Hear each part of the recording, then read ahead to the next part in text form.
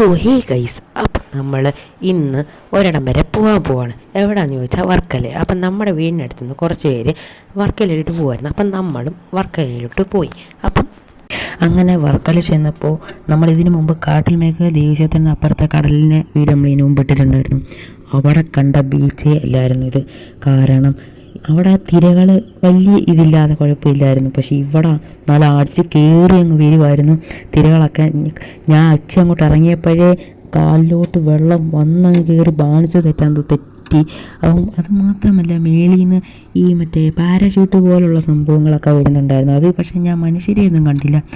അതിനകത്ത് വേറെന്തോ ഒരു സംഭവമായിരുന്നു ഞാൻ കണ്ടത്. ഇതെന്താണെന്ന് അറിയാവുന്നവരൊന്ന് കമൻറ്റ് ചെയ്യണേ. പിന്നെ ഈ ബീച്ചിൽ വന്നിട്ടുള്ളവർ ഒന്നുകൂടെ കമൻറ്റ് ചെയ്യുക. കഴിഞ്ഞ വീഡിയോയിൽ 2 പേര് കമൻറ്റ് ഇട്ടിട്ടുണ്ടായിരുന്നു.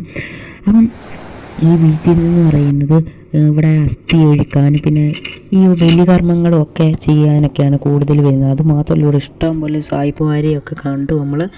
പിന്നെ ഒരുപാട് വിനോദസഞ്ചാരികളൊക്കെ ഇവിടെ ഉണ്ടായിരുന്നു.